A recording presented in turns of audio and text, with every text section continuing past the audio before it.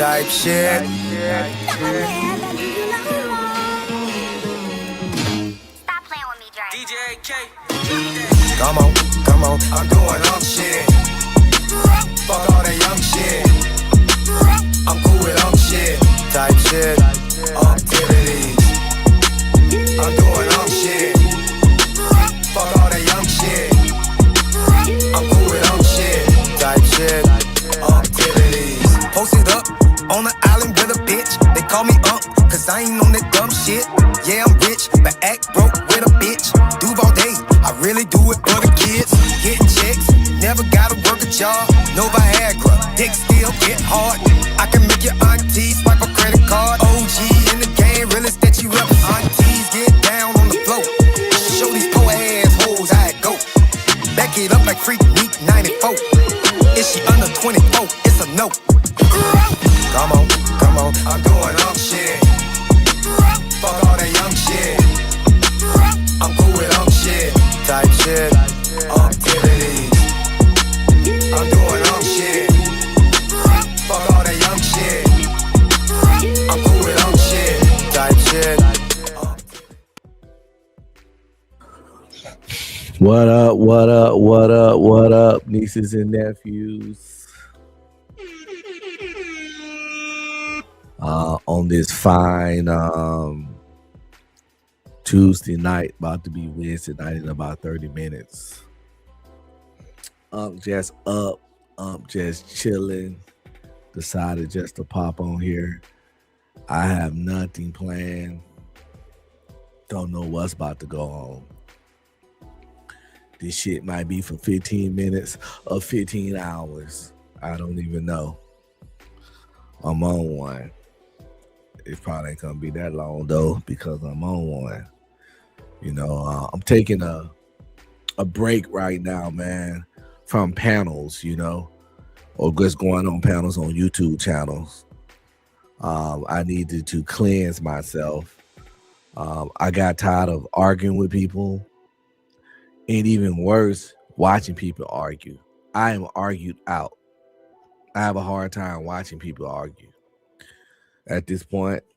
And you know, watching all that arguing and all that stuff, it's a lot of negative energy.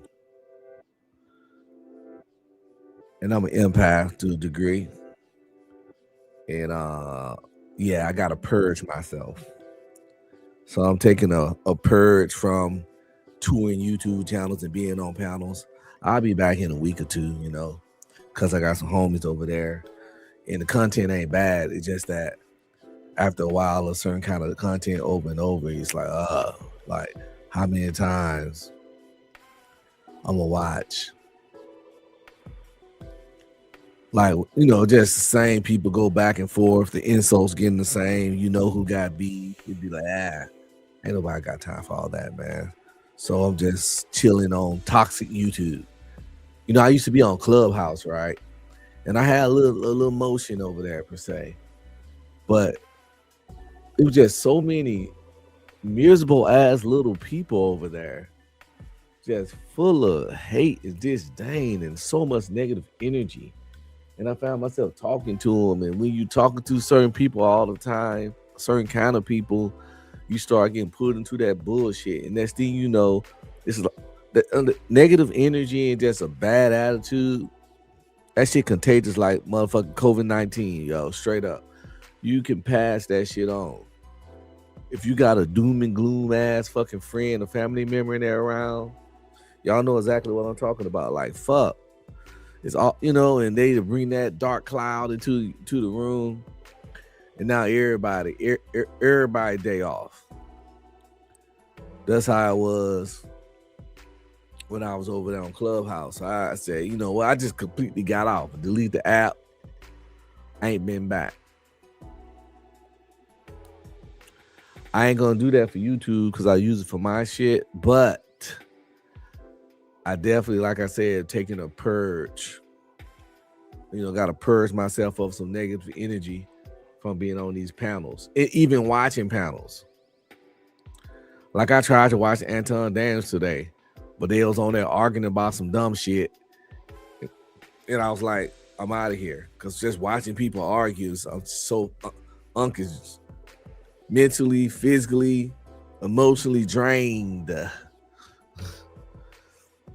from certain conversations, or even the way certain conversations are had per se. So we just gonna have us a good time, and we just gonna pretty much go down a rabbit hole of YouTube and just talk shit and chill. It's one of those kind of nights. None serious, no political, no religious, no gender banging, none of that shit. Just a good old fucking conversation, man. Just shooting the fucking shit. Finding random stuff on YouTube that we think is funny or entertaining and watching it. You know, I'm gonna take y'all a little bit into what I be doing on YouTube. I'm not even be streaming right now. I am be streaming, but tonight be streaming gonna show y'all what the real person under be streaming just do regularly. The kind of shit he watch. But there is something that I do want to watch, though. It is one thing. I do got a little piece of news. So I know y'all probably heard this by now, but pretty much Kai Cenat has quit.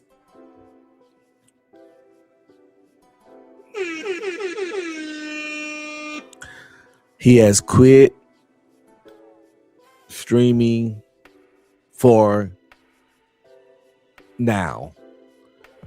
To focus on fashion and things like that. A clothing line and all that kind of stuff and other things. And, you know, of course, mental health, because we all know mental health is important. And I'm pretty sure his people's like, what the hell? What the helly? But I'm pretty sure other content creators are licking their fucking lips. Cause I even heard it said by content creators, "Yo, I hate Kai gotta let me know when he be on, cause man, if I'm on and then Kai fire one up, all my shit just drop. I can have 10,000 people in there. Kai throw his shit on, I'm down to 3,000." And that's what a lot of content said, cause you know, and especially when he's streaming like 24 hours and all that, he's dominating the airways. So I'm pretty sure it's a lot of content creators glad to see him go, but who's gonna fill that gap? Who's gonna fill that gap on Twitch for Kai Cenat? Who's gonna, you know what I'm saying? Because them people was spending, his fans was giving him hours, man. He was doing these big events. Who's finna become the big event guy? Who's finna fill those hours in? I don't know. None of them are as energetic and have the celebrity connections and the creativity to make the big events like Kai. You know, he do the big events. He so I don't know who's gonna step up. I can think of several people could just fill the gap and scraggle up and get some views, but putting out the same level of shit, I don't really see. I can't think of the content creator that can do it like that. That's my humble opinion. But yeah, so Kai dropped a YouTube video titled "I Quit." I mean, straight to the point, right? It's called "I Quit." This is it right here. We're gonna check it out and see what's going on over there, man. This shakeup of maybe we can get some inspiration too, because Kai can be an inspirational guy. Let's find out. Just because he quitting don't mean it's coming from a place of a bad place. You know what I'm saying? So let's check it out.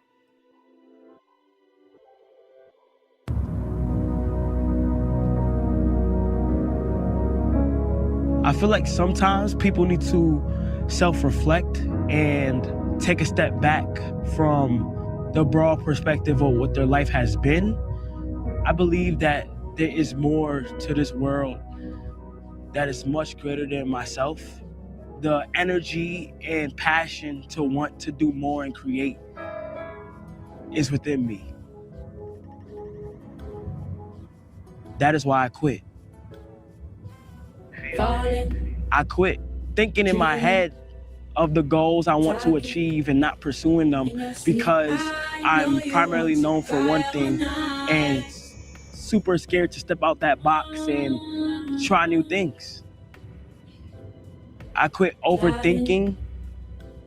I quit staying in my head about if the goals I pursue are going to work or not. I want to push limits to see how much I... Personally, I think Casanat problem is he's suffering from getting too big too fast. He just got too big too fast. And it happened at a very young age. So he's getting banged across the head by the what's next. Like, I already made all this money, broke all these records streaming. I'm only like 22. What I do with the next 50, 60 years of my life? To us, those are kind of like, those don't sound like problems. That sounds like a good time to me. I don't know about y'all. To already be a certain age, under 24, and already made more money than a whole bunch of adults in this country combined put together for their entire lives. Being at the peak of your field amongst your peers don't sound like problems to me. I wouldn't be worried about what's next. I either keep doing what I'm doing or just, retire or something. But let's see what's going on with it. He's trying to be deep and introspective right now. So let's see what's up. truly can create in life.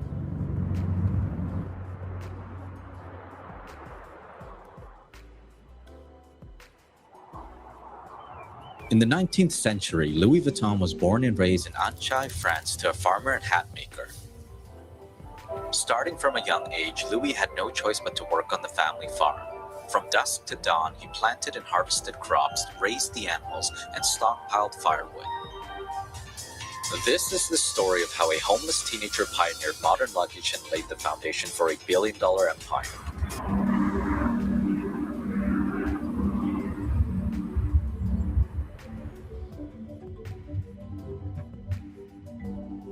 Alicio! I know they say he look like Diddy and stuff, but this little still right here, that nigga look Diddy than a motherfucker, man.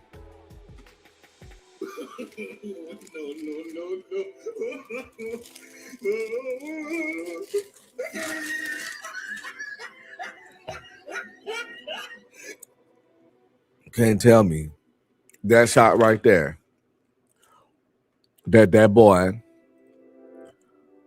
don't look just like Diddy sitting in that goddamn vehicle. If you knew that one Diddy, you would have thought that was Diddy. Look at this shit.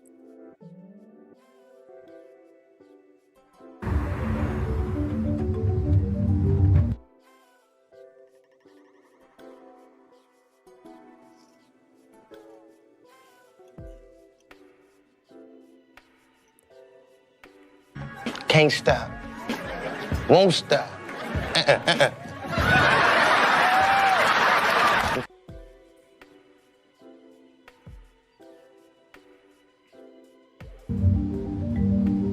Alicio! Of what we were designing. Oh shit. This bag, yeah? Yeah. This is cool. Ooh. Oh. currently we are in Italy, where I've been for the past like 2 weeks. I would probably say,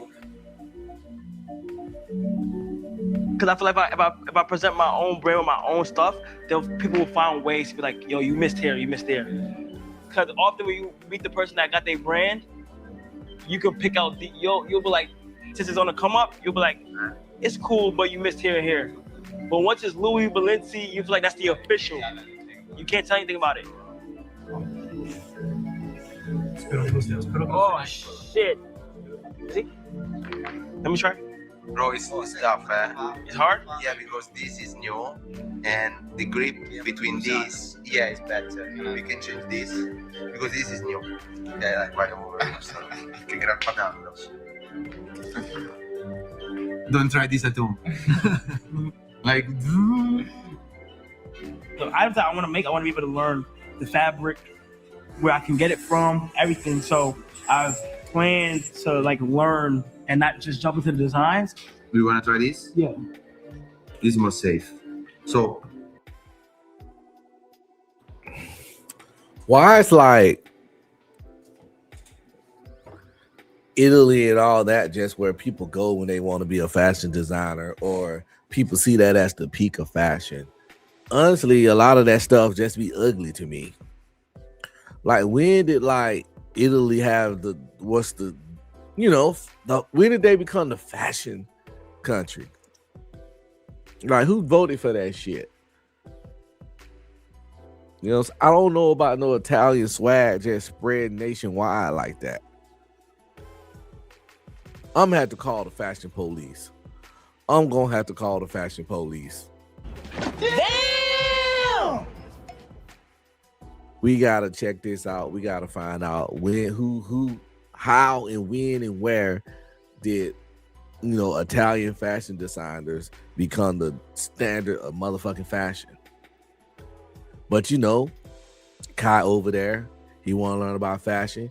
He went to who he feel is the gurus of it, and let's see how it goes. stand this, Yeah. the points, and go like kindly. Yeah.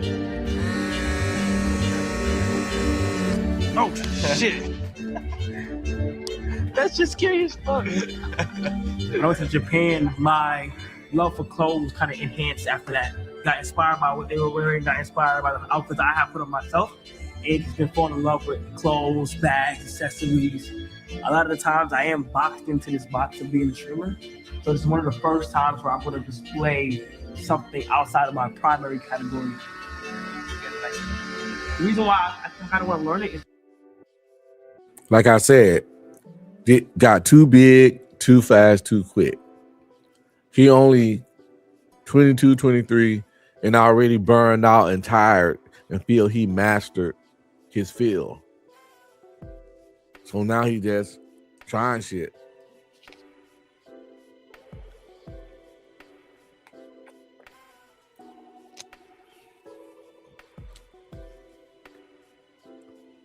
That's the curse of fast success, man. You get bored, Hopefully, you don't make too many bad choices and risks and investments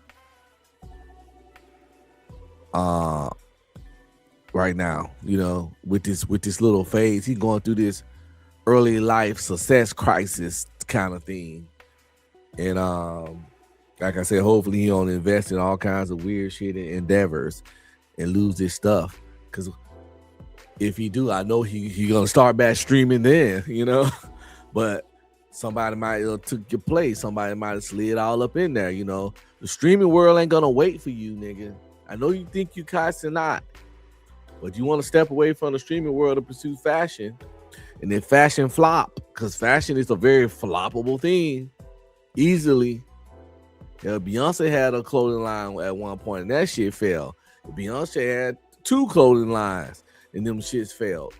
And she got a huge fan base. Probably pretty sure beating yours, Kai. And his fan base got jobs. Her fan base got jobs and money, because they grown ass fucking women and other old grown ass adults. So yeah, if Beyonce clothing line can flop, Kai Cenat can for sure. And the thing about it, she can flop her clothing line while still making music at the same time. But you stop streaming to do a clothing line and that shit flop. Somebody might feel the void on your ass, and you come back to numbers that ain't looking like numbers, trying to bring back the old shit. And people don't forgive. When you leave them, they be like, "Oh, nigga, now your shit flop. Now you want us to come donate and sponsor? Fuck that, nigga. You left. My money going over here to this guy." But you know, some people say if you're gonna gamble, you're gonna bet on yourself. Bet on yourself. And I think that's what Kai doing right now. He's betting on himself. So I'm gonna salute to that for sure. Because I want to have like an attachment to my clothes.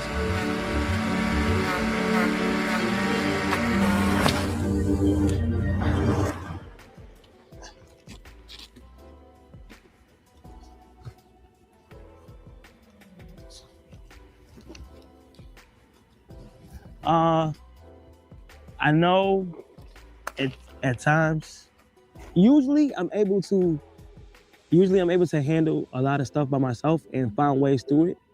But I just needed some advice on just pursuing life and goals that I have to like try to find the confidence and the real commitment to pursue them. Because usually at the times I've achieved so much and I've been able to knock down goals I always wanted to do, and my mindset in my head. Listen, little dude, just enjoy your success for a bit. You don't have to non-stop win. You have enough wins right now to fucking, you should be able, like, what void is he trying to fill, you know? What insecurity? He have enough wins already, but he don't have to have any more wins for at least the next fucking 10 years. But he's just so worried and focused about finding his next thing to win and succeed in. And like, who are you trying to prove this to? Who are you trying to show? What is this burnout? Like, just you're on the top of something right now. Enjoy that shit. But stressing yourself out over the next endeavor is weird.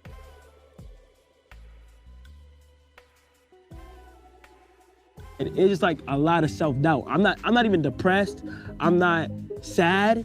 It's just for some reason I'm having like a lot of self-doubt because it's out of fear of stepping back from what I'm primarily known for, which is content creation, and pursuing another goal. One thing I wanted to ask you was like, how do you at times get over self-doubt or voices in your head saying that it's over, voices in your head saying you might not be able to do it? Well, first things first, you cannot let your mental take over. Some people are strong, some people are weak. When the voices in your head start coming, it's pushing you either to give up or keep going. Oh my gosh, man.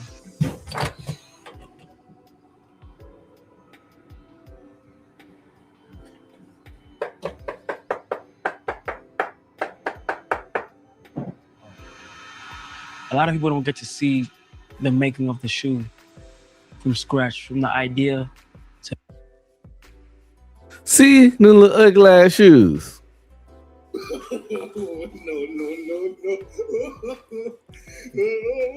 That's what I'm talking about with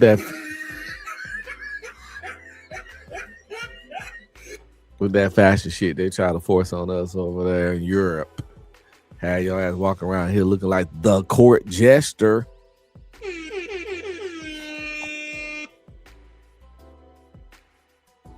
the physical form. So it's cool seeing the process.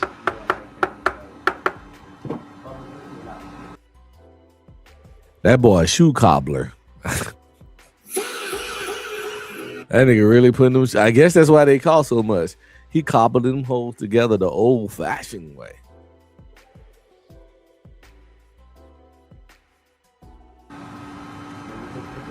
the leather has to get the cord shape. Yeah. After they're gonna cut this, okay, and usually, do you remember now that after this you have to leave the upper For a day. yeah, exactly, a day. A day. So we're gonna like see this, and we're gonna like have this tomorrow morning. Yes. At least a night is the minimum. That's Oh shit. These are open. yeah. But just for this product. Okay. Remember, because we didn't have like open source hardware with that. Mm-hmm. And you'll basically bring this to a bigger factory and be like, I want Of this. course. Like that's what happens. So they make it, and after you bring this to a factory and be like, we need 500 of this, and they'll make that shit clean. Remember the other factory that we went? Yeah. You can say to them, okay, we have this. You cannot go wrong with this. Yeah. You can do right now 500. Because here the sampling is faster. Yeah. Oh, so they make the original shoe handmade, cobbled up, and then they go get the bit orders done at the assembly line. Do y'all think there's some quality drop in that? If that's the case, what's going on? Is there a quality drop from that good old 101 cobble that they hand out to the place to make to mass produce?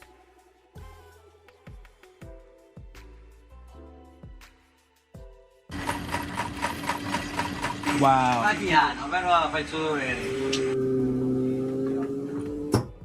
Wow. What the fuck? That's crazy. That's crazy. It's gonna leave this the whole night, at least tutta la notte, almeno, so we can pick up this tomorrow morning and bring this to Milan with us. Seeing the shoe come to life and in my hand is insane. From scratch. Ciao, zio. Everything I want to do is already done, but it's like, for some reason, when it comes to revealing it and pursuing it, You hold back? yeah, because it's on the internet or people are going to view it a certain way and stuff like that. So it's more like what clothes did for me. And like, I've been to Italy for the past 3 months. Like, this is my first time I have a passion, Yes. a true passion for something besides content I'm so creation. happy.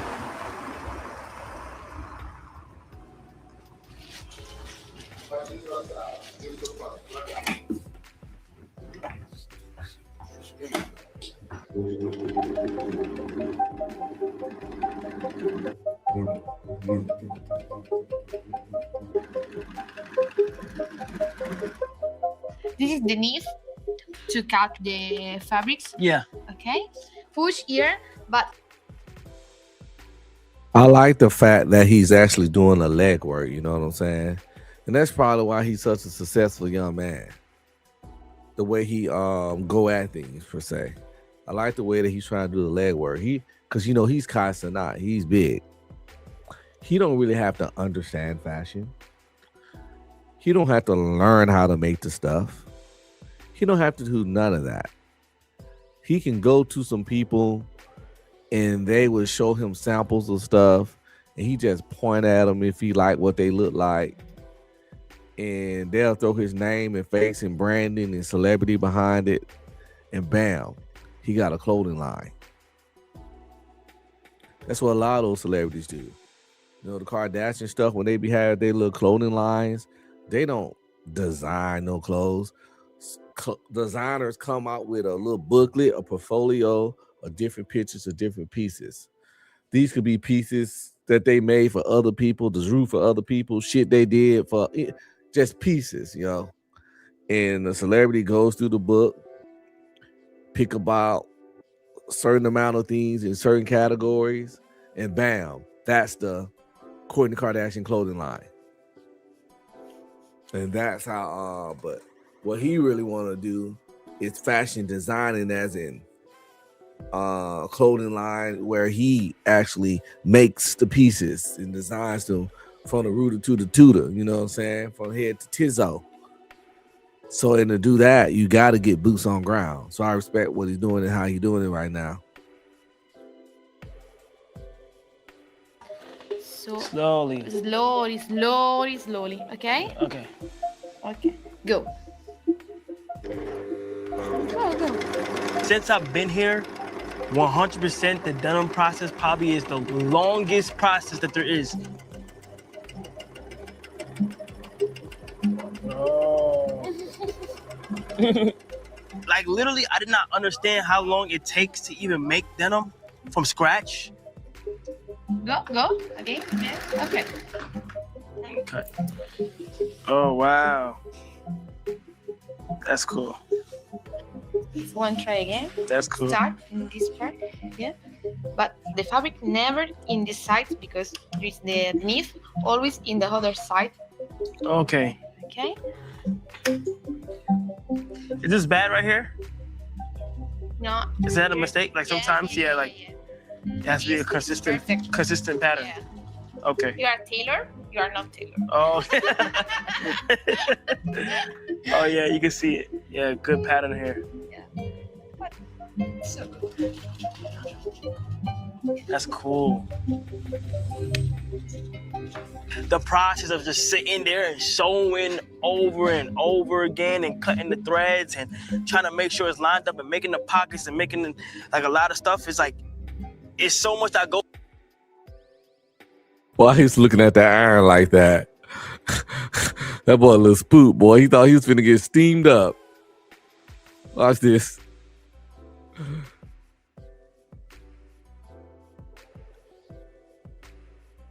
That's cool. The process of just sitting there and sewing over.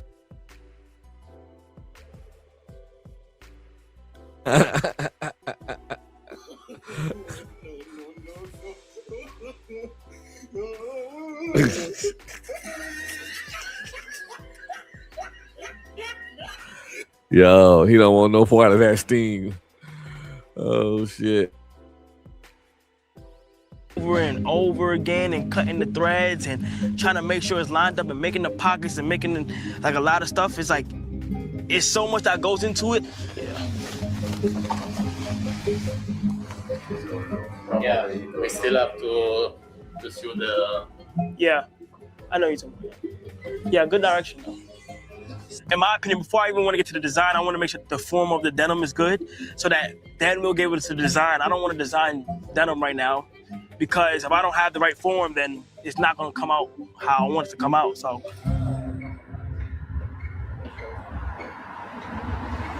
So we're on Italy because we have a studio out here. And like, bro, look at this shit. Like, it's like a trap. I'm gonna be pissed if I find out at the end this I quit video where he's saying he quit streaming to do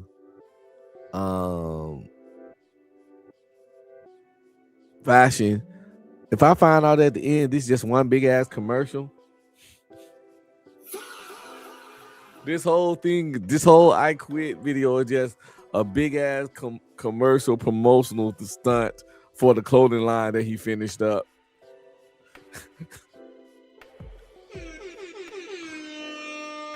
I'm just gonna have to applaud the boy. I can't even be mad because you already got me locked in this far. So, yo, that just hit me right now. I was like, hold up. But yeah, but before we get back to the video, man. What's up, nieces and nephews? Don't forget to like, subscribe, comment, and please share.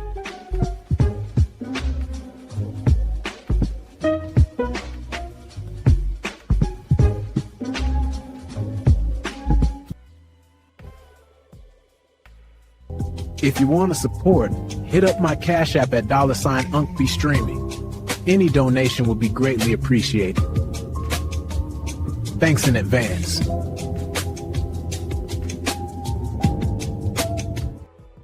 Shout out to all my people checking me out on Rumble. Don't forget to like, subscribe, comment, and please share. Show some love, y'all.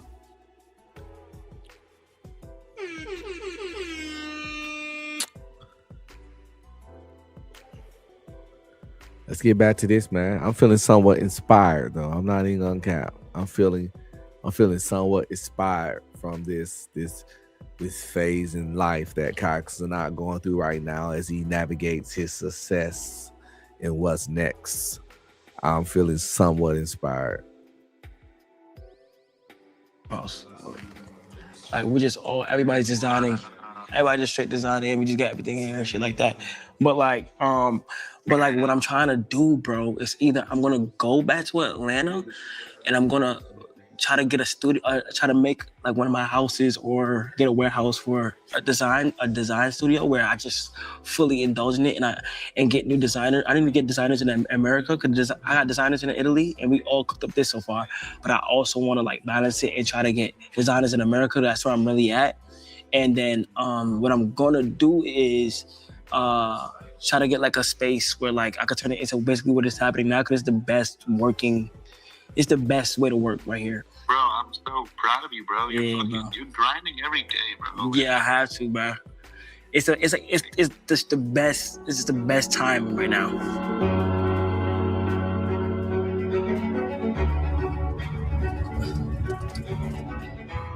Favorite part gotta be making the shit, and even brainstorming something that's never even been thought of. That shit takes time, and being in the factory, seeing everything is just fire. But making something that you had in your brain and being able to wear it, like that's the cool shit about it. Right now, I'm just getting into making my own clothing brand. Okay. And I really want to learn, like the sewing process, just to see how. I'm gonna take this thread and pull it under the sky and under the sky. Under here. Mm-hmm. And then under the sky. I never could. I've threaded sewing machines before, but it's hit or miss for me. More misses than hits to get that shit right. My mind just can't. I don't know how they do it, yo. I don't know. Give a nigga a break. Give a nigga a break. How much more can I take? Give a nigga a break. I just kind of felt like hearing that. Yeah, we out here chilling, man. Reflecting with my boy Casanat on life, because that boy already he peaked. This is what happened when you peak in high school. This boy peaked that young adulthood. Now he just confused.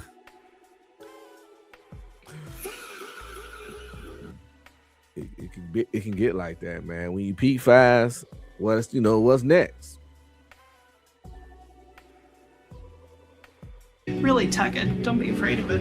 One thing I feel like I learned most was the patience part. Turn around this screw. It's patience, because you can't just go out there and just make bullshit. Say hi. How you doing? Are you guys in it? Yeah. Oh, How you doing? You good? How you doing? You good? What's your name? Zola. You like to sew? You be sewing? How long you been sewing for? Me too. Me too. So I'm learning as well. We have to learn together. I'll be here more often because I'm learning how to make clothes. All right. So if you ever want to join me, feel free to. Okay. All right. Bye, Zola. When I look at a brand, I also perceive it and look at it as if it's a perfect brand because they make it look so easy. I want mine to be more like they see everything. They see like when I fail, they see when I achieve, they see when I'm doubting myself, and they see when I overcome it.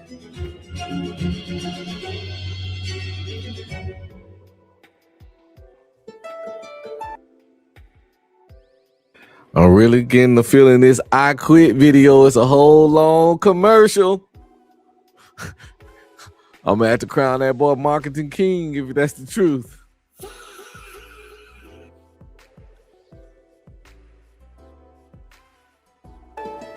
Welcome to the 5th annual Streamer Awards. Just Chatting Streamer goes to Kai Cenat. And the winner is Kai Cenat and LeBron James! Mafia-thon 3, Kai Cenat. Kai Cenat, Streamer University. You guys can achieve anything that you guys want. Don't limit yourself to one category. For the past year, I've had dreams besides streaming to achieve and to pursue. I have dreams one day to become a fashion designer and start my own clothing brand. And one thing I want to say is no matter what, keep God in everything that you do. Do not ever forget about God at all. And I would love to end this with a quote that my good friend always says, and that's everybody preaches to everybody. Be yourself, be yourself, be yourself. But as soon as people get on the internet, they tell you how to be. Thank you. It makes me happy as fuck, and I really appreciate that. Thank you. And I know people in here aspire to be shit. Y'all niggas put that foot on that fucking pedal. And y'all niggas, yes, sir. Yes, sir. So I just wanted to see, like, pick your brain on just kind of like, what do you feel like is the most important things when it comes to a clothing brand? First of all, you should be focused and you should know who your client is and who you want your client to be. Whose man is this? American fashion hairstylist Law Roach. La Roach. I wonder if you try to say it fancy. My name is La Roach. La Roach. I don't know. Law Roach. Man, listen. We gonna just let it slide, yo. It's fashion. It's the fashion world, okay? I forget we on chillax time right now. Unk be vibing, Unk be chilling. No rah shit, man. I don't feel like arguing, you know. I don't feel like arguing. So we're gonna let Mr., Mrs., Miss, Mr. La Roach, Roche, chill and let them live, you know. We're gonna let them live.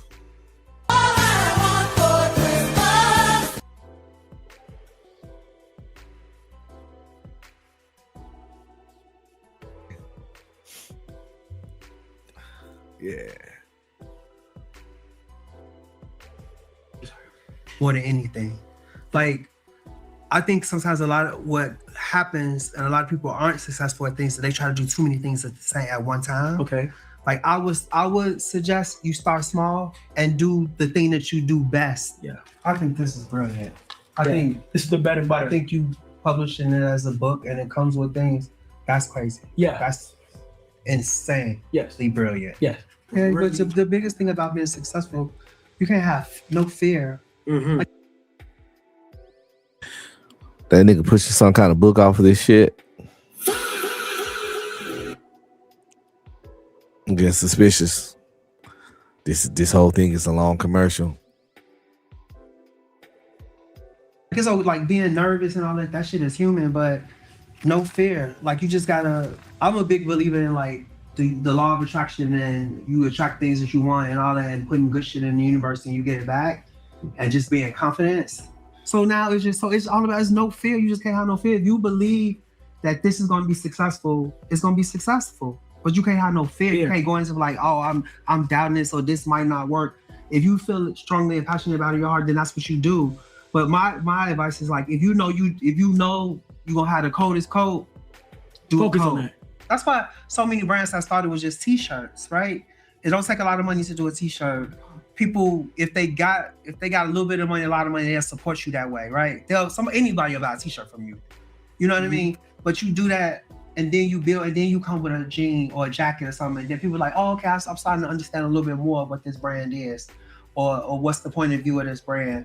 And then you start to grow from that. Like, if you look at Michael Murray, when he started, like, it was basically jeans. He had them jeans. Everybody was wearing them jeans. And then the rappers stopped fucking with him. He said, okay, well, I'm gonna stop fucking with y'all. I'm gonna start making clothes for real people. You know what I mean? First. Exactly. Just like but now Louis Vuitton's luggage and like all these big brands, they have that one thing. Exactly. And then they grow. It's the opportunity to just express a lot of things that's been going on in my life. But like, this is Kai behind just the streams. And I want to do it the right way. Like, this is not me slapping my name on any brand. And well, I can see. And and trying to, money grab. That's what I was talking about earlier when I was saying how the Kardashians do it, how a lot of celebrities do it. He can. That's why I was respecting what he's doing, because he can easily just get a clothing line with none of the work and learning that he doing. Just, y'all make decent clothes. Don't put none out without my consent. And show me the stuff before we add it to the line. I stamp off on it, bam, just to put my name on it. Shit, I want to build this community. You have to know who your audience is. Yeah. You have to know who those people who are going to support you in the beginning, because those people also going to grow with you. Mm-hmm. The people who've been watching you for how long you been streaming? 5 years? Like 4 or 5, yeah. Right. So if they started watching you when they was 9, they 14 now. Mm-hmm. You know what I mean? And for the next 5 years, then they're gonna be 19. Mm-hmm. So they grow with you, and then their economics are gonna grow with you too. Mm-hmm. Right. So you know, and that's fine. Y'all grow together. Mm-hmm. You know, take your time. Like I always say that too, and I always say like, well, I think you did this part already. Like I always tell people just to be still. You know what I mean? Like just when you just be still, and the universe will speak to you, and it'll come to you, and really guide you in a way you do, which I feel like you doing now. When you stopped streaming, you went to Italy, you did all that. That was you being still, right? Turning off the noise, going away from what's easy for you, and just going and putting yourself in a place that's vulnerable, and you just learning from other people. You know what I mean? Like that was your be still moment, you know? And I think that's really important, just to be, because again, you know, people like me, when I retired, people like, you make millions of dollars a year for being a star. It's like, how you just gonna walk away? You was the top, you the best and all that. But I was like, I needed a moment to just be still, right? Because it had consumed my life so much that I just didn't even know what I was no more outside of just being a stylist. I didn't know what the fuck. People like, well, what brings you joy? I had no idea. I didn't know. I'm like, making money? But that can't be it though. You know what I mean? Like, what else? I didn't have nothing else. It was like, work, make money, spend money. That's all. I'm like, oh, I'm happy. But I'm like, again, they complaining about problems that don't sound like problems to me. Shit, work, make money, spend money. Work, make money, which make enough money to where you can spend money and just do. Sound like a good time to me. But like I said, you know, I guess I haven't been successful enough to get bored. But I would like to test it out and see what it feel like. You know.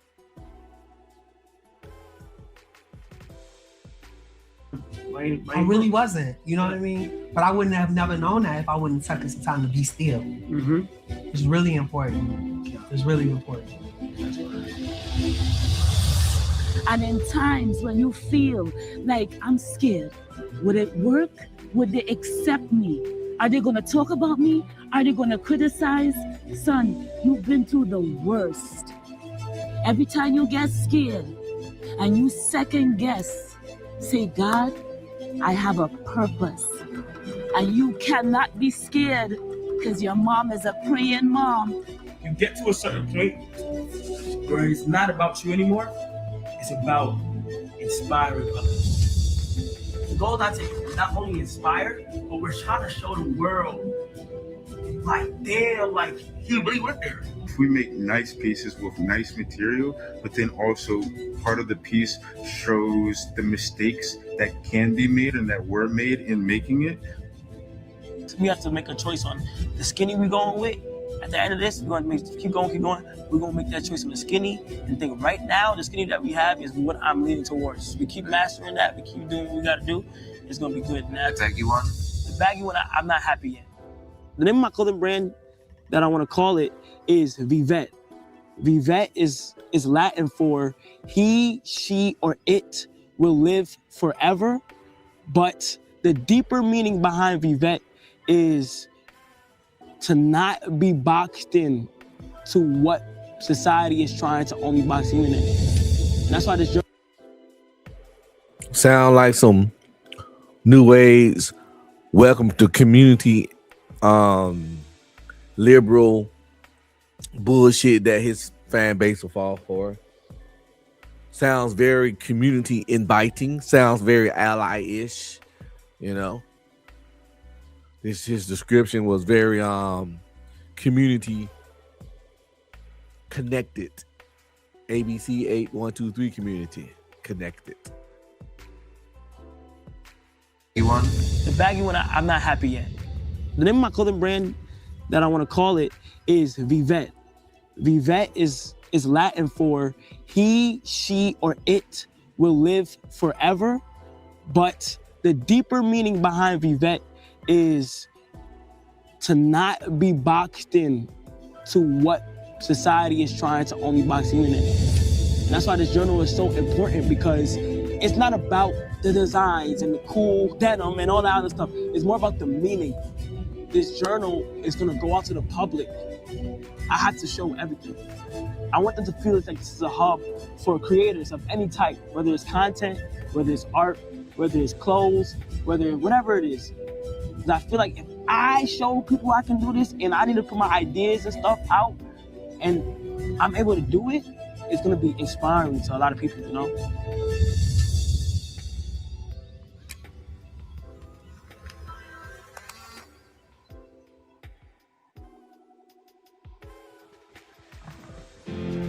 Kathy! How you doing? I'm doing good. Can we get much higher?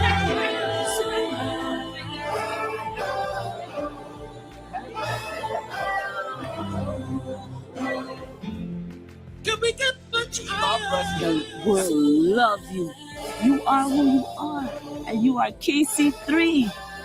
And with great power comes what, son? You know the rest, son. You have to hold you still like a baby. Let me see. Let me see. You're gonna fall. Oh, guys,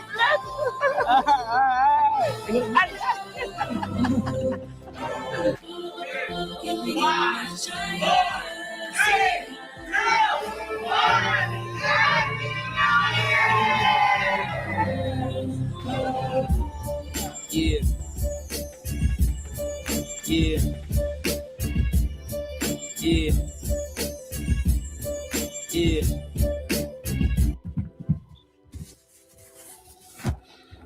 For the past few weeks, I have been uploading videos to my secret channel this entire time.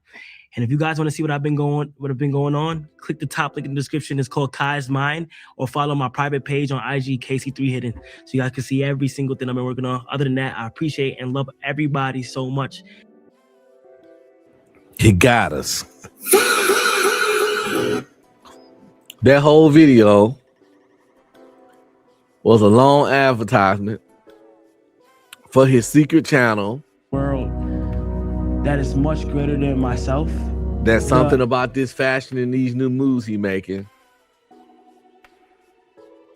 Now we locked in, and I done went to his secret channel, and it got videos on it, and all them hoes got a lot of views. This 8 hours ago, 43K.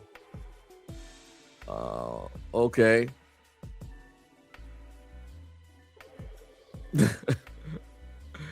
This hilarious.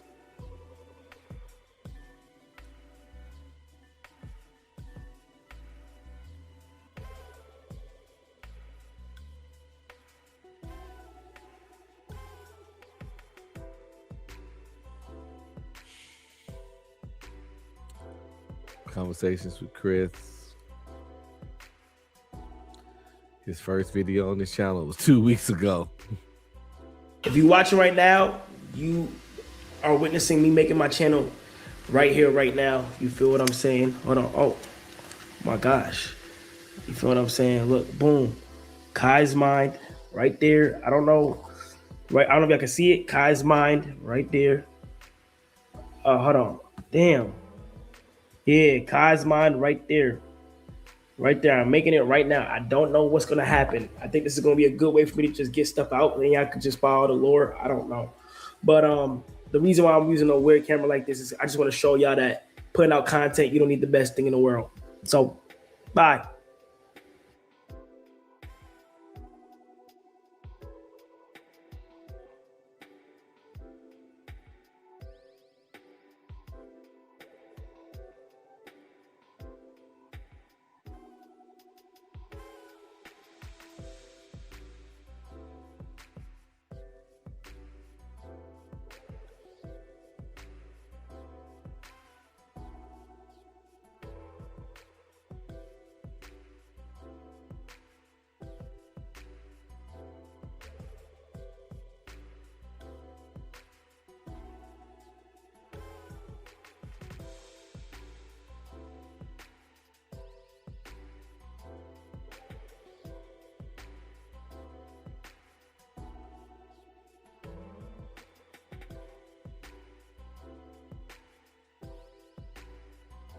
Shout out to Kai, man. Shout out to Kai Sanat. You know, whatever he got going on over there, his different endeavors, man. Like I said, he got success anxiety. I ain't gonna knock his struggles. You know, what's a struggle to another person might not be a struggle to you. But yeah, so it's I can use a little success anxiety amongst the problems I have.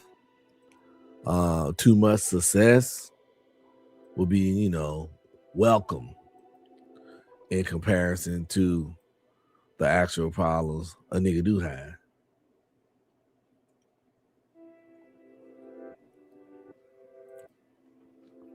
It's like those celebrities, you know. I'm tired of being so rich and famous. I want to be just able to walk into Walmart and just buy a can of beans. You don't shut your goofy ass up with that shit. The fuck?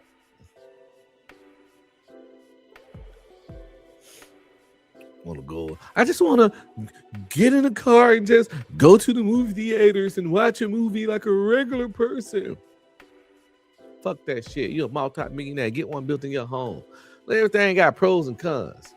And they talk all that good shit like they just want to be normal people. But when a normal person be like, well, how about you transfer all your money and homes and valuables to me, and you can have my house, and you can start right there. They ain't gonna want to do that.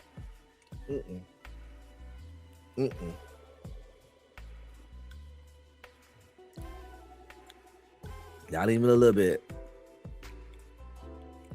It's all just fan service, man. Just lip service.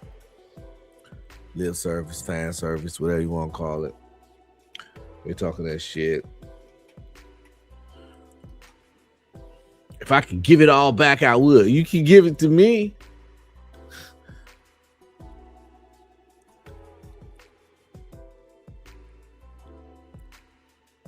You can give it to me. I'll take it. You ain't even got to give it all back. That's so complicated. I'm right here. I'll take all them problems, all them hardships off your hands. The inside job.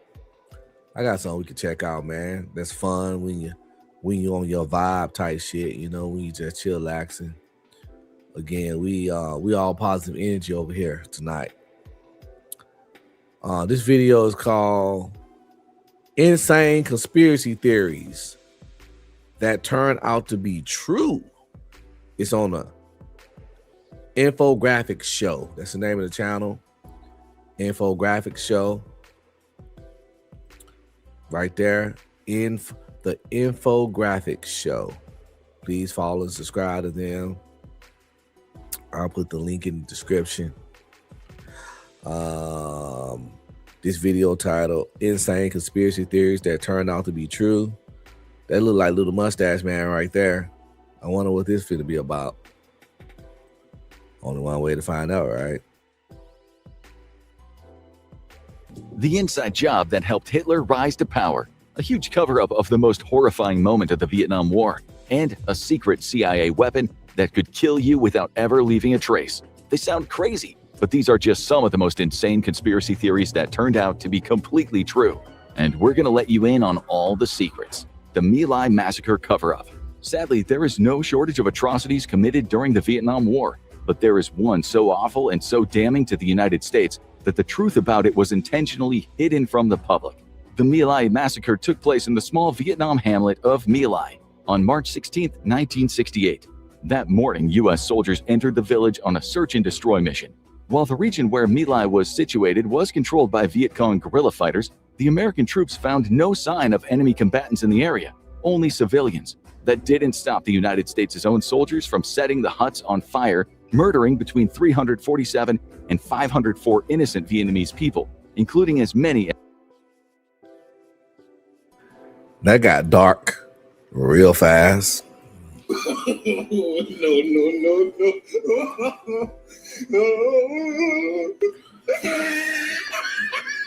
I mean, I just said, yeah, we on positive energy over here. We ain't, you know what I'm saying? And the first video I play is about mass murder with 50 children under 4. I was looking for conspiracy theories, the interesting kind, not the dark kind, but we're gonna let them live because this is the first one. Maybe things will get a little lighter as we go. They all can't be like this.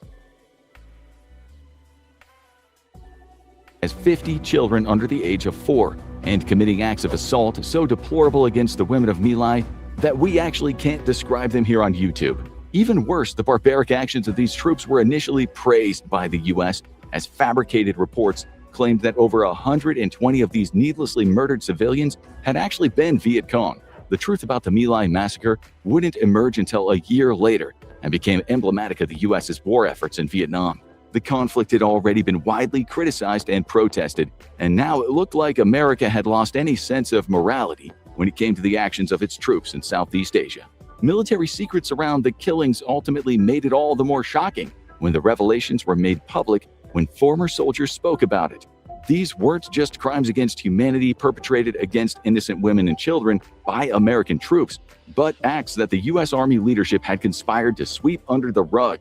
Among the slew of court-martials that followed, Lieutenant William Cowley was accused of directing the My Lai massacre and as a result was convicted of premeditated murder and sentenced to life behind bars. Fall guy. That little lieutenant was a fall guy. Trust me. They ain't a high enough rank to make those kind of decisions. Definitely the fall guy. That shit came from up top. But they threatened that boy family. You don't say nothing. But you gonna do this life in jail. You can't make this shit up. You can't make this shit up. A lieutenant, the kind of stuff they was talking about, I was getting told to do, you gotta at least be a colonel or a general. Captain ain't high enough. Lieutenant sure not. Major, maybe. Maybe.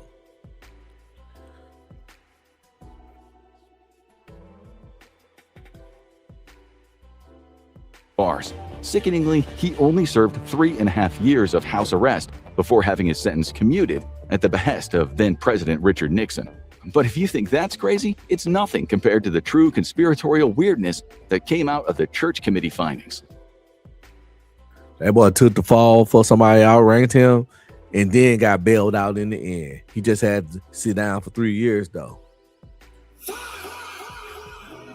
Corruption at its finest, people. Corruption at its finest.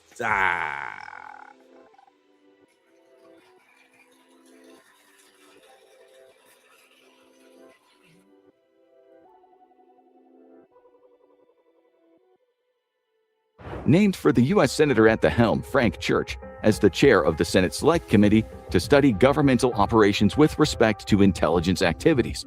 This was a 1975 Senate investigation into alleged illegal activity carried out by the U.S.'s own intelligence agencies, including the Federal Bureau of Investigation, the Central Intelligence Agency, and the National Security Agency. Church Committee findings included multiple attempted assassinations of other countries' political figureheads, including President Fidel Castro of Cuba, as well as the presidents of the Dominican Republic and the Democratic Republic of the Congo. There was COINTELPRO, a covert operation conducted by the FBI to infiltrate specific domestic organizations like civil rights activists, feminists, environmentalists, people protesting the Vietnam War, and communists. It considered these groups subversive and sought to discredit them. The Church Committee also brought to light Project Mockingbird, an effort by the CIA to leverage its relationships with journalists to control the flow of information in the news. Project Minaret, wherein the NSA seems like most of these conspiracies actually succeeded. You can't make this shit up. You can't make this shit up. The stuff they're talking about happened. We found out about it some kind of way, but and the shit still ended up happening. Shit, that boy was good. Whoever made that shit up, he was good.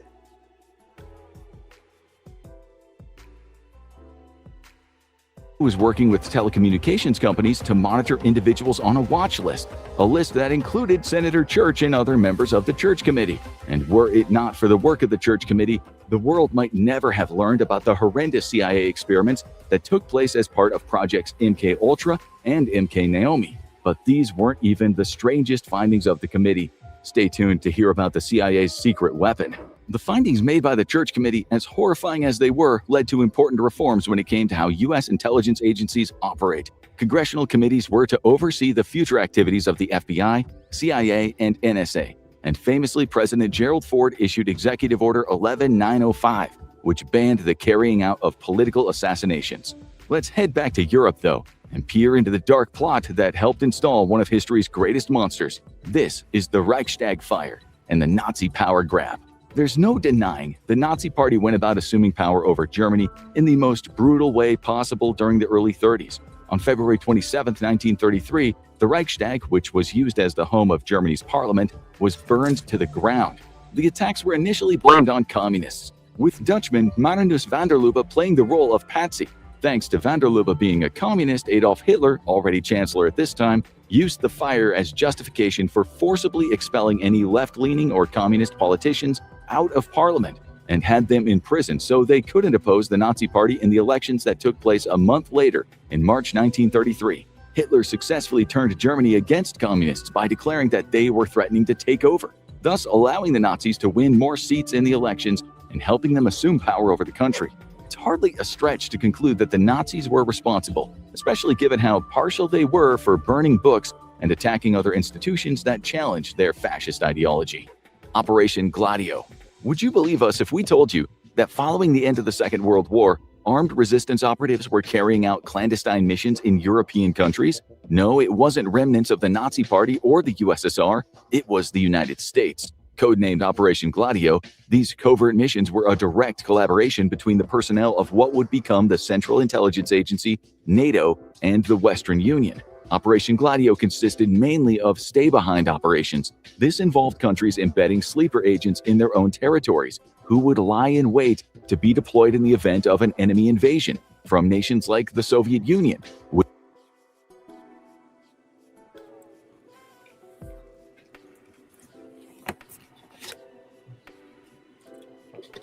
That probably was some deep undercover sleeper agents living in the country for 30 years. Done got married, started a family. Deep undercover. Never was fucking activated. I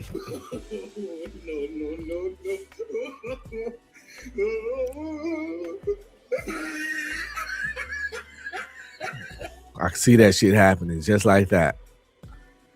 What's this thing called? Project Gladio? I'm gonna look into it. Which was steadily amassing power. These stay-behind operatives would establish resistance movements within their home countries, and then, should a Soviet onslaught roll in, they'd stay put and work as spies from behind enemy lines. So what did Operation Gladio actually entail? Operatives were used to carry out political assassinations, psychological warfare, and false flag operations, essentially a smorgasbord of nefarious deeds against left-wing parties in Western Europe. This often meant aligning with anti-communist militias and right-wing terrorists, as Gladio's network of secret operatives captured, tortured, and killed anyone suspected of having communist leanings. To this day, though, the U.S. Department of State denies the truth that their own operatives were backing terrorist groups, and that Gladio was only a way to aid Western European countries from resisting a potential Soviet invasion. But the CIA messing with Europe is one thing. What about the FBI killing dozens of Americans back in the good old US of A? During the Prohibition era, the FBI was involved in trying to develop ways to prevent bootleggers from brewing illegal alcohol. In order to do that, they increased the amount of methanol, a poisonous substance found in the same industrial alcohol that the bootleggers would use to make liquor. While intending to discourage people from drinking, this increase led to thousands of deaths. For over a decade, the United States banned both the sale and production of drinking alcohol, and federal law enforcement devoted significant resources to tackling the illegal attempts people made to circumvent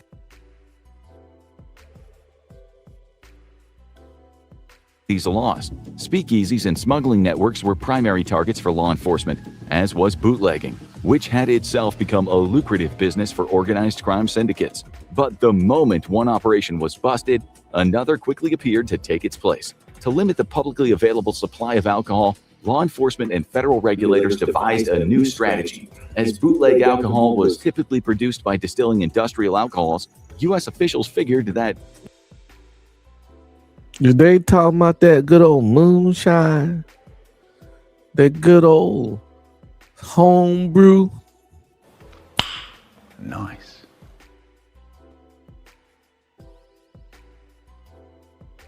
You ain't had a good time till you sipped on that moonshine. I'm coming soon. if it became legally mandated that toxic additives had to be included in these products, then they could cut off the supply before consumption. So the U.S. Treasury Department ordered companies to add quinine, methyl alcohol, and additional toxic chemicals to industrial alcohol as a deterrent that didn't work. On Christmas Eve of 1926, 60 people were admitted to Bellevue Hospital in New York as a result of poisoned alcohol, 31 of which died in the next few days. Many had inadvertently consumed methanol, industrial-strength alcohol that was illegal under federal law, but extremely poisonous. And that's just a snapshot of the staggering number of deaths that occurred as a result of alcohol poisoned by these chemicals. While it's often... I ain't never heard of this mass poisoning that this guy mentioned. This video is titled Insane Conspiracy Theories that turn out to be true. But I don't recall this guy ever really establishing them as true by just other than just saying they were true. You know, so I'm like, oh, what's going on here? Are we being gaslit? You can't make this shit up. You can't make this shit up. Is this whole video, is this guy gaslighting us?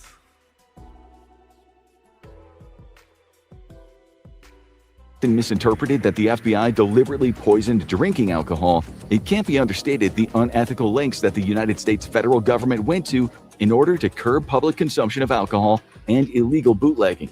They might not have been dropping mercury into bottles of whiskey, but the U.S. government did increase the level of toxic chemicals present in industrial alcohols, knowing full well that these were being distilled in order to be sold and drank. Speaking of incredibly dangerous things to put into your body, ever heard of Project MK Naomi? The now infamous Project MK Ultra is often cited when talking about crazy conspiracies, but its successor often flies under the radar. Project MK Naomi was a joint operation between the CIA and the U.S. Department of Defense that ran for almost 2 decades between the 50s and the late 60s. The goal of Project MK Naomi was to conduct research into chemical and biological warfare, specifically determining what substances and chemicals could be used to either kill or incapacitate a target, and then developing devices that could defuse these materials. While MK Ultra had a strong emphasis on mind control experiments, MK Naomi focused on ways to weaponize bacteria and viruses, knockout gases, lethal poisons, and delivery systems that could be used to administer them. The CIA's Technical Services Division was tasked with developing a whole arsenal of lethal or incapacitating materials, with the U.S. Army Special Operations Command assigned to assist with the testing. After all, what are friends for? Perhaps most notably, MK Naomi led to the creation of a number of guns that were modified to fire darts coated in deadly biological agents. These were strong enough to incapacitate guard dogs, allowing covert agents to infiltrate an area. Then, a remedial chemical agent could be... So they was making James Bond weapons. Oh my God. Super spy shit. That's what I'm talking about. Agent 47 devices. Is that what we talking about here? Hey, I'm all for that. What are we talking about? I want me one. Where my poison dart biological gun at?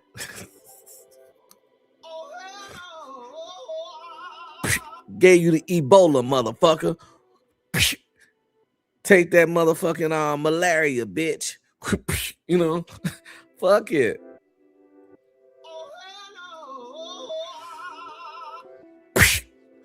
Now you got the AIDS, bitch. You know,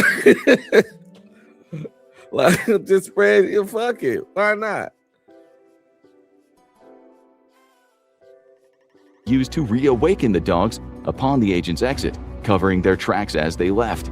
While officially declassified information about Project MK Naomi is hard to come by, a CIA memo that proposed using biological weapons to target crops was uncovered in 1967 by the Church Committee, and we've got more about what else that committee revealed to the world coming up shortly. After this memo was discovered, President Richard Nixon was forced to ban the military use of biological weapons in November 1969, and Project MK Naomi was dissolved. However, despite the president's orders, in 1971, rogue CIA scientists stole approximately 11 grams of a deadly shellfish toxin with the help of SOC personnel at Fort Detrick, Maryland. This dangerous toxin was then stashed in a CIA-owned lab, going undetected for over 5 years. But it's not just the US that gets involved in sinister secret plots. Sometimes it's US allies. Bet money that toxin's still available and out there somewhere. If it ain't been used already on a nigga. Trust me. They mass produce that shit. They ain't gonna just let it sit on a shelf for 5 years to go to waste. You can't make this shit up. You can't make this shit up. When has the government ever been one to look over a weapon, to shelf a weapon, to let a weapon just collect dust? No. Even if they don't need it right now, they're gonna keep that shit where they need it. But if it's a good weapon, they're gonna create. You know, sometimes when you really wanna shoot your pew pew, some people that just got a new pew pew and just really want to use it, they might create situations that forces them to have to use their pew pew. I've seen it. You can say like, damn, nigga itching to get a chance. This nigga wanna test this trigger finger bad. This is ever since he bought that shit. That nigga been King Kong. Excuse me. King Konging on that ass.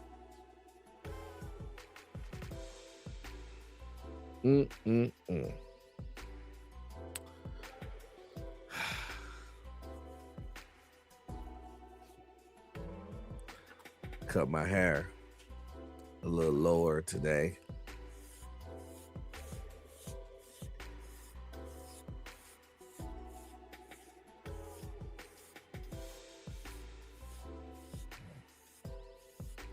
I'm gonna give me some ways one of these days.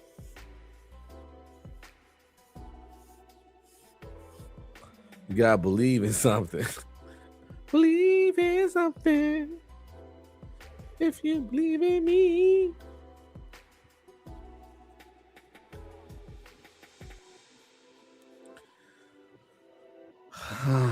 So what do we do now, people? Let's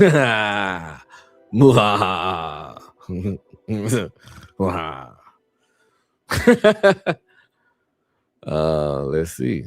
Let's find out, what do we do now? I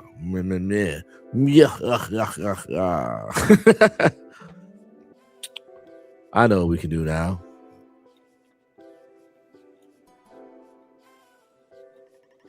I have an idea of 3.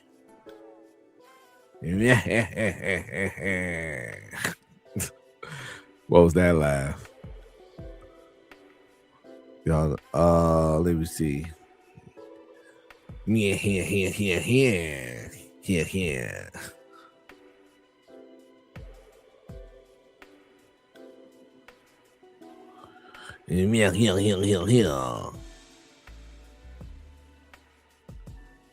Okay, we're gonna check. So this. they about to have it. We're about to check this video out. This is another one of those videos on J Hall channel, man. If you laugh, you have 90s humor. If you laugh, you have 90s humor. If you're not familiar with what 90s humor is, pretty much a nice, good old dark humor. It ain't all sensitive. It's before everybody got all super woke. It's inappropriate. They'll call 90s humor these days sexist, misogynistic, inappropriate, vulgar, and all that. So yeah, that's what 90s humor is. All those things wrapped up in a bag of motherfucking funny. If you don't have your thumb up your ass like a little whiny woke bitch. So let's check it out. A 1.5 some.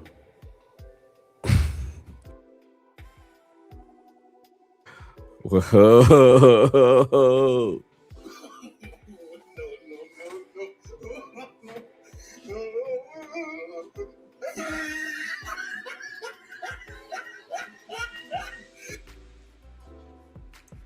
The 1.5 some. Oh shit. It's 3 people and they can't even make 2 people.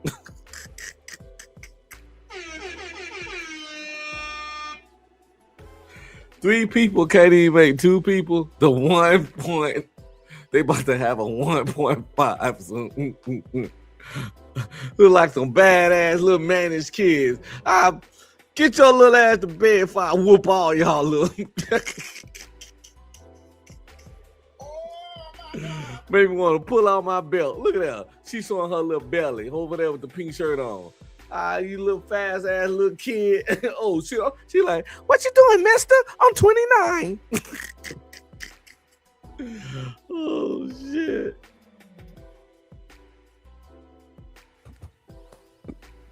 Name one thing black people cannot do that a white person can. So to loosen it, you turn it counterclockwise, pull it down very gently. You just take this 9-volt battery out and you replace it. You put the battery back in, close it, you put your harness back on, you turn it clockwise. Yo, I can't be mad at that. It's very profiler. It's kind of racial stereotypish, but pretty fucked up. But it's goddamn funny. Listen.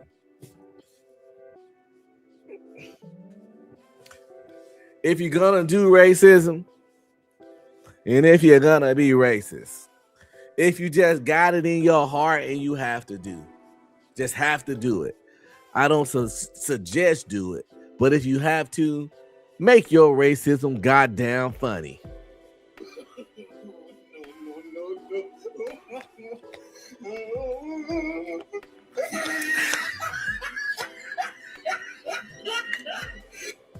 If you can't help it, if you just can't help it, if the racism demon got you by your balls, at the minimum,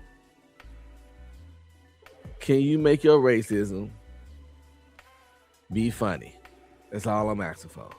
You turn it counterclockwise. Black people cannot do that a white person can. So to loosen it, you turn it counterclockwise, pull it down very gently. You just take this 9-volt battery out and you replace it. You put the battery back in, close it, you put your harness back on, you turn it clockwise until it locks in place, and now it's secure. Subscribe! If you laugh at any point in this video, you have non-political humor. I gotta beat my...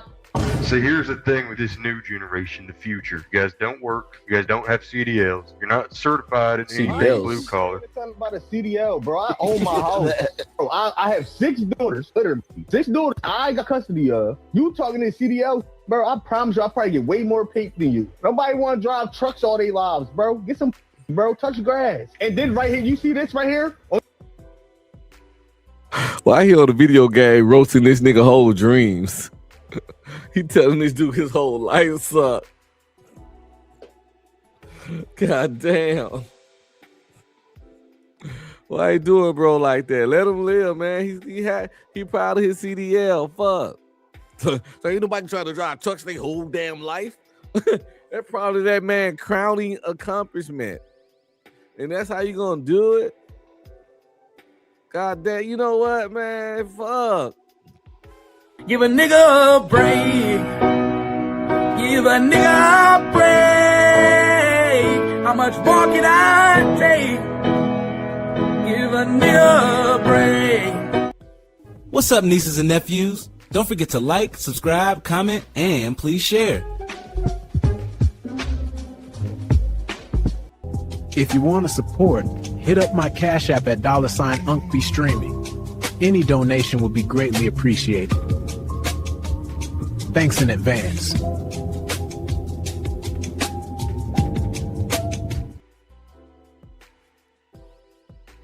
Shout out to all my people checking me out on Rumble. Don't forget to like, subscribe, comment, and please share. Show some love, y'all.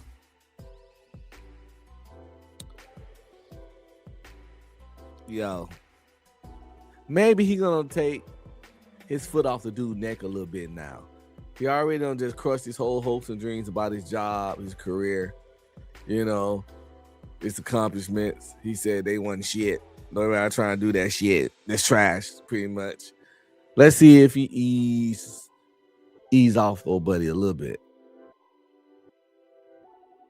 In your free time, you're playing the fucking game. You get no. Go get your second stuff. What's the bet you got a wife with no kids and your wife stay at home? She is the gardener. Just know that. You're never there. I know that's what she. He said your wife fucking the gardener. He said you sit around, we ain't working, you playing games all day, or you never there, and your wife is fucking the gardener. That nigga, that boy is creative, right? He got an imagination. He just threw all that shit together about this nigga life with little to no evidence, man. He said, you're not here, sweetie. He's the Rican boy, the Mexican. You need to shut your mouth. That's all you can say. I got shut mouth. You know it's true. Don't cry. Hit a Don't nerve. Tear fall out. It's all You right. need to be quiet. You married a pop. That's all. Oh, what sounds sad? You need to be quiet. Emotional damage. Was he right? Did old boy just speak the truth? Or was there some truth in what old boy suggested about his living situation? Is he crying? It happens to the best of us. Be quiet now. You had no right to talk about my marriage like that. You had no reason to say that about her. She's a hard worker. My guy actually crying. ये 2011. मेरी birthday है ये मेरी जन्म तारीख है ये मेरी जन्म तारीख है मेरे जन्म तारीख है Who did that to that old lady, yo? Yo, who did that to that old lady?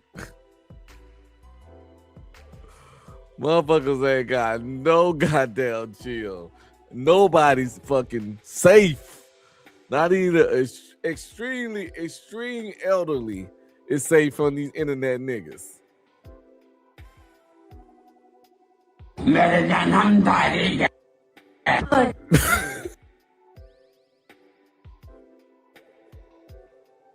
Here, sweetie. He's the Rican boy. What's she the Mexican. saying? You need to shut your mouth. That's all you can say. I got shut mouth. You know it's true. Don't cry. Hit a Don't nerve. Tear fall out. It's all You right. need to be quiet. You married a pop. That's all. Is he crying? It happens to the best of us. Be quiet now. You had no right to talk about my marriage like that. You had no reason to say that about her. She's a hard worker. My guy actually crying. 2011. ये मेरी birthday है ये मेरी जन्म तारीख है ये मेरी जन्म तारीख है मेरे जन्म तारीख है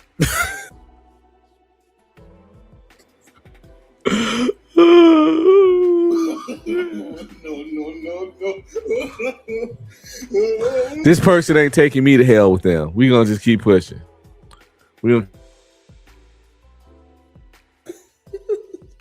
Why, bro? Damn. She was born in 1930. That would put her at 95 years old. See how I did that mental math? I'm smart. I'm gonna be the bigger person here. Oh, you're definitely the bigger person. No, you definitely are. I got a Coke body figure. A 3 I knew it liter? was coming.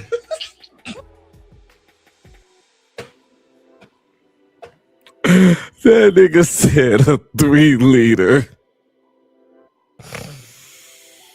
Oh my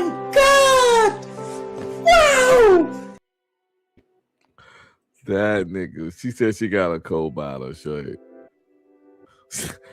He was on her ass the whole time though. I'm gonna be the bigger person. Oh, you're definitely the bigger person.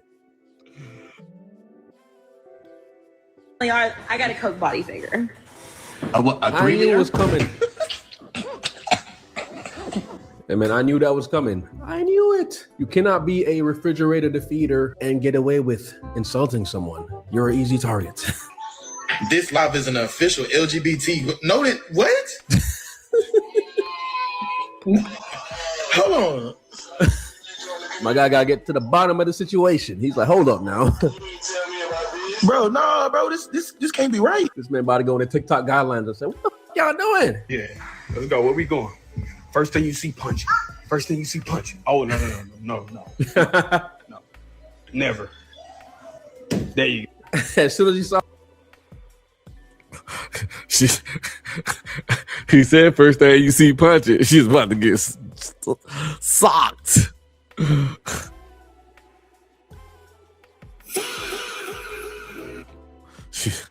Yo. Little sister almost got that work, man.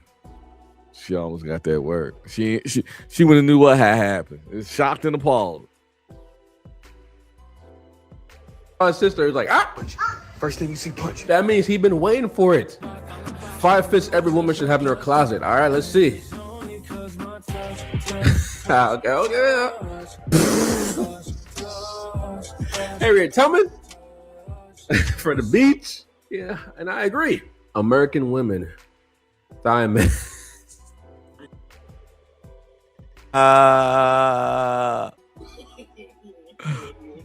There go that humor.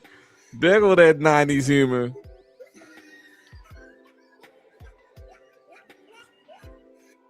There go that dark, raunchy, vulgar American humor. That 90s humor I was talking about. That nice, dark, gritty, don't give a fuck, offensive, fucking 90s humor. I'm telling you, the best times in movies and the best time in stand-up comedy was when motherfuckers get away with jokes like this right here. okay. Harriet Tubman for the beach. Yeah, and I agree. American women. Diamond. Why do you ladyboys be looking like good, pretty women from afar? Huh? This. No! God, please, no! No! No! No! Hey, AJ, you sounding real suspicious. You sounding real suspicious. You know what I'm saying? You got excited and you saying too much.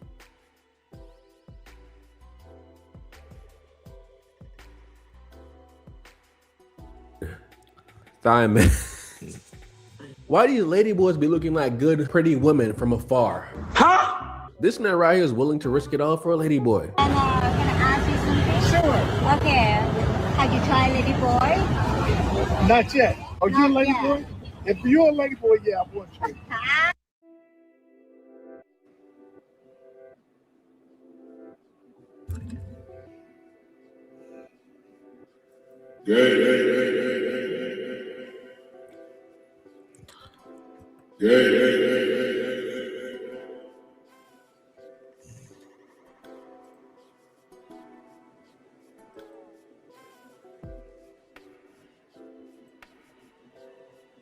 Like good, pretty women from afar. Huh? This man right here is willing to risk it all for a ladyboy. Can I ask you something? Sure. Okay. Have you tried ladyboy? Not yet. Are you a ladyboy? If you're a ladyboy, yeah, I want you. You think I'm a lady or a ladyboy? It don't make no difference with you. No.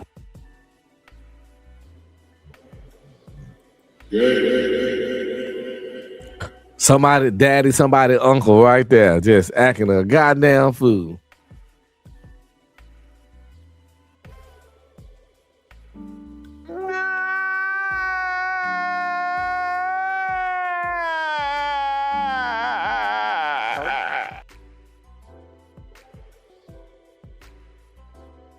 No different. See, look, bro, if she didn't speak and just stayed still, I would think that's a pretty woman. But as soon as I hear the word ladyboy and I see the Adam's apple, I'm out. Because ladyboys still have a penis. You know what I'm saying? And a lot of times, it's bigger than yours. If that penis don't bother you, you just might be, a little suspect. Actually, not a little suspect. You are suspect. When he grew up, he started working with his father.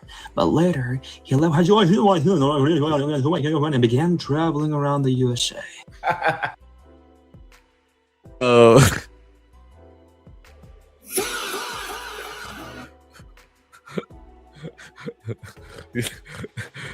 You look down, nigga, it's over.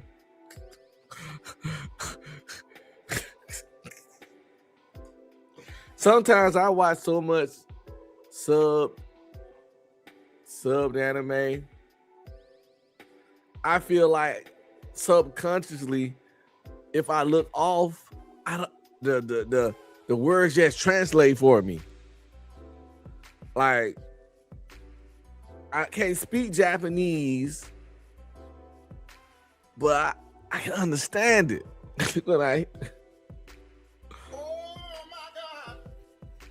because I have watched sub anime and been like also playing around on my phone and shit. Might be looking at YouTube, or might be just reading Instagram a little bit and going back and forth. But I gotta read this shit because it's sub. But I feel like I don't be missing nothing. You can't make this shit up. You can't make this shit up. Maybe I watch so much I just pick it up on a little shit from watching it and reading it. And I don't watch a lot of anime. I got hours of that shit down the drain. Hours, because I've been watching anime before that shit was cool. I used to rent anime from Blockbuster's videos when I was like 13, 14, and I'm 47 years old. I'm an anime motherfucking goat, especially in the black community. Some of these niggas want to watch an anime to fucking Toonami when Dragon Ball Z came out. Get out of here. I rented Ninja Scroll from goddamn Blockbusters. In the Guyver anime from goddamn Blockbuster. And look at when that shit came out. Matter of fact, y'all know what the Guyver is? Show y'all.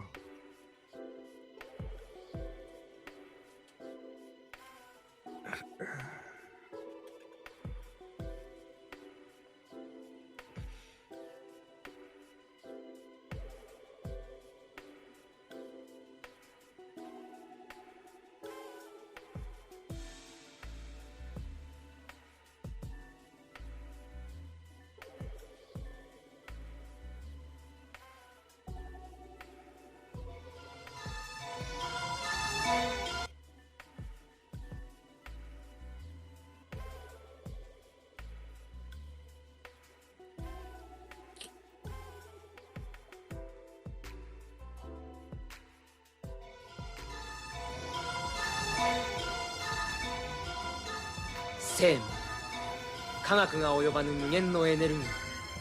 今、その力を恐るべき武器へと変えて、何かが襲ってくる。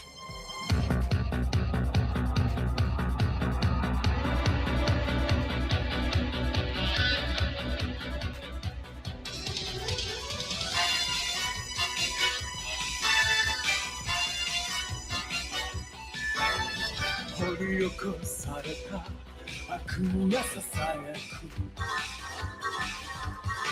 神が忘れたプログラム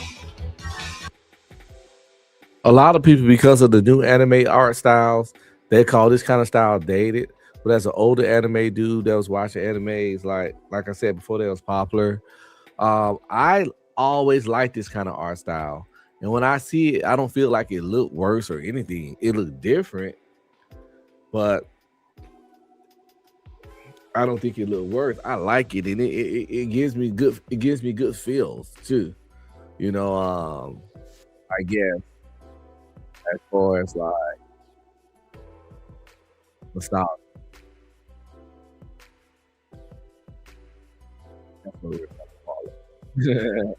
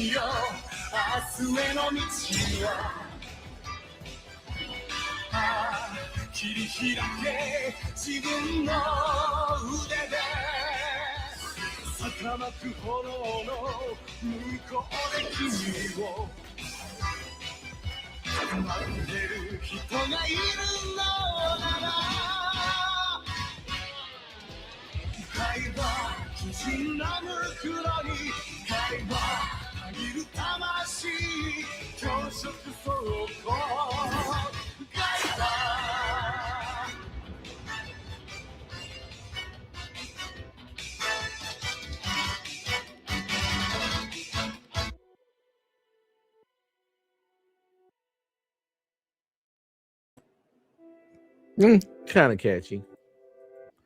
Not the best. Now I'll tell you one thing. In this day and age, they did come up with a better. They do better on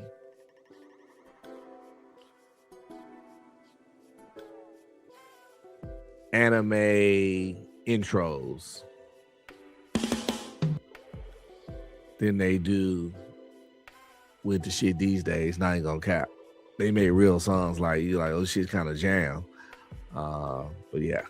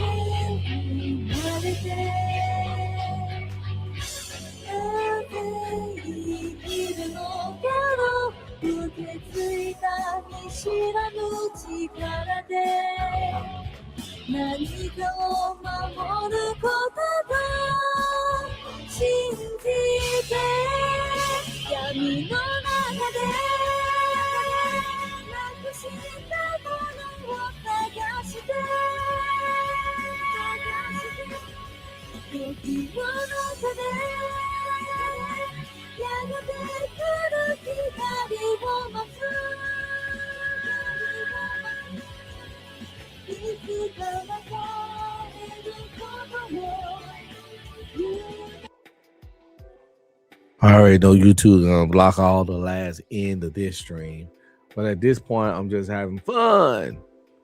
I told y'all what we was gonna do tonight at the start. You don't remember, like, be streaming gonna turn off, and I'm just gonna be who I am.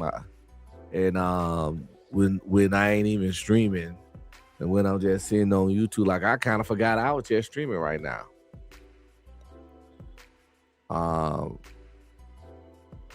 One of my favorite anime intros.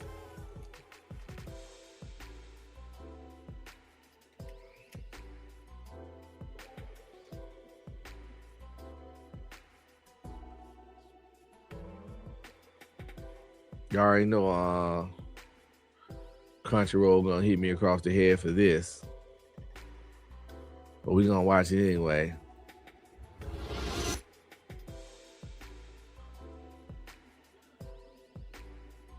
I think this the one. Crunchyroll gonna hit me across the head for it.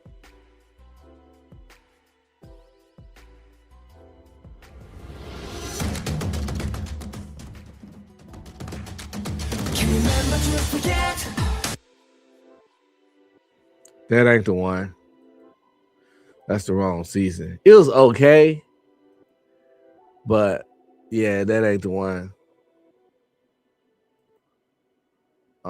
season 2 intro.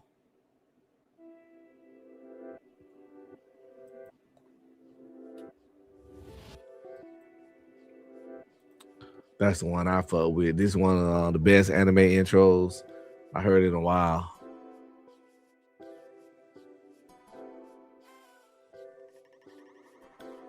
Okay, I gotta watch it again. Not right now, but the actual anime. I've watched Solo Leveling season 1 and 2 twice. And it's like USA safe pilot.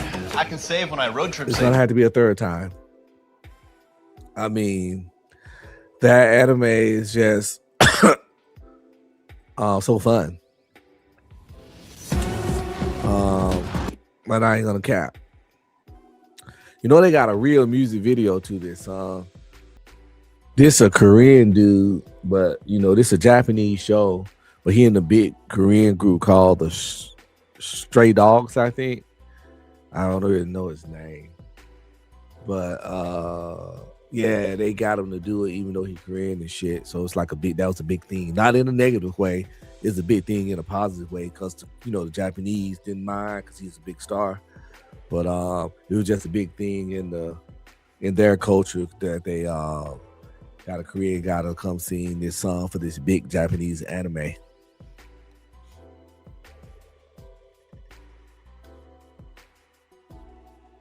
And I'm pretty sure some of the Japanese boy band stars was like, what the fuck? Like, I am Japanese and blah, blah, blah. You know, why the fuck you got to go out there and outsource to a little Korean dude? You know, so I would understand their thought completely. Only reason I'm yapping so much because I'm trying to make this somewhat transformative, as you know, so they won't give me that much of a hard time for playing it. Like that boy gonna start rapping in English. That's what we doing now. Oh, I think his name Felix. It's there right there. Felix of Stray Dogs. So he done bust out here with the deep Asian voice rapping in English. Let's see if he got any flow. Let's do a flow check on Felix of the Stray Dogs. You just can't come out here rapping without getting hood approval, my ninja. So we gotta see what that flow like, homie. Not my style, but not bad at all. Not bad at all. Not bad at all for what it is. You know, we'll give him a temporary visa to rap occasionally on the weekend.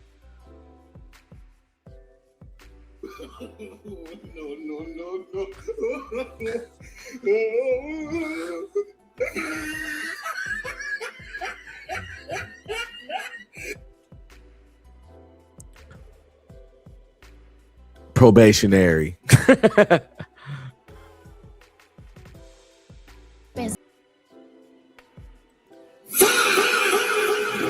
And that's why I say that is the best anime and intro I ever heard. But this anime, which I'm talking about, Solo Leveling,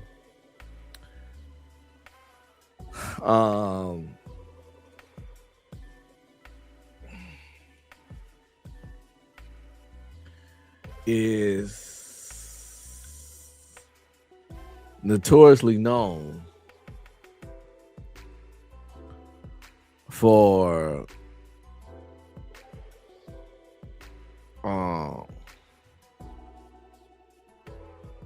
dropping some hits, dropping some bangers, memorable fucking sounds.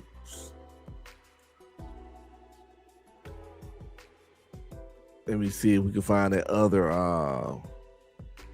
hit song that stem from this well,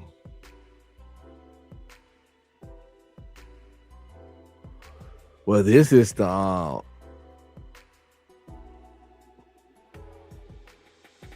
it's the actual, yeah, I'm gonna find it. Here you go. I'm gonna show y'all when it happened in the anime. Then we're gonna actually watch the video, or maybe not, because I love these songs, so I can listen to them twice and no problem. This is a masterpiece of a track to be just in a random ass anime.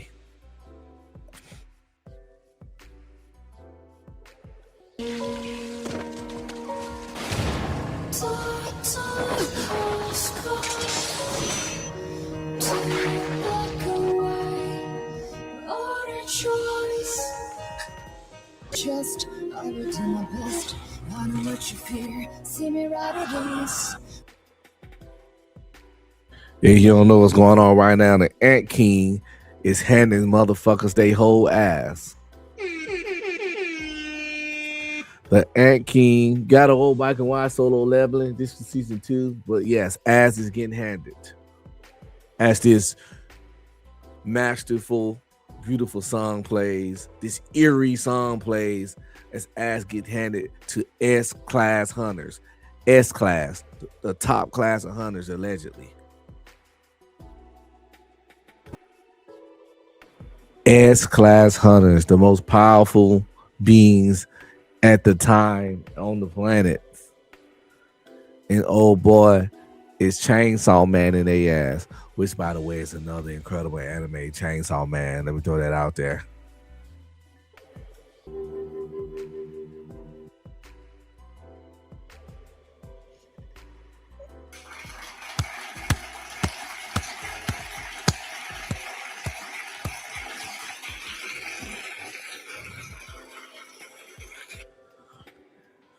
Amazing, amazing animation.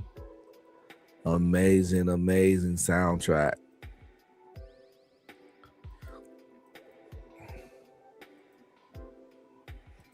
This right here, the actual video. We ain't gonna watch the whole thing, but you know, might as well shoot a shout out since they're gonna block all this stuff anyway in the back end. She's singing in some good ass English, ain't she? I understand the words that are coming out of her mouth. That's all I'm saying.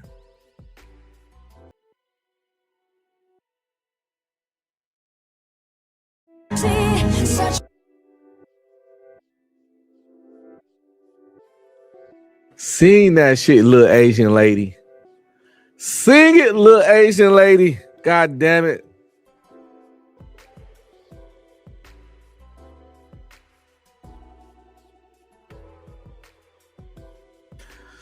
Love it.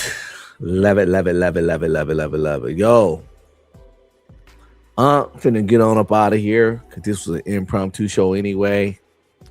I had fun just chilling out and vibing out with you guys, but now need to do some stuff that he need to do by himself, like probably check out this anime or these songs I just watched, solo leveling, play around on my game. I gotta try to add these mods to this computer game. I'm new to this computer game and then modding shit, so I'm trying to figure that out. And probably listen to an audiobook once I charge my phone back up. But yo, it's been fun. It's been great. Before I go, yo, if the last 15 minutes of this show makes no sense and just hop to this part right here, that's because I had to take a whole bunch of stuff out for copyright reasons. So now you know why I was saying one thing and then a whole bunch of stuff was all over the place and we're here now. That's because the last 15 minutes is gone. Sometimes it be like that. But yo, yeah. What's up, nieces and nephews? Don't forget to like, subscribe, comment, and please share. It really helps the channel out, and you already know. I appreciate y'all big time. I'll catch you on the next one. Stay cool.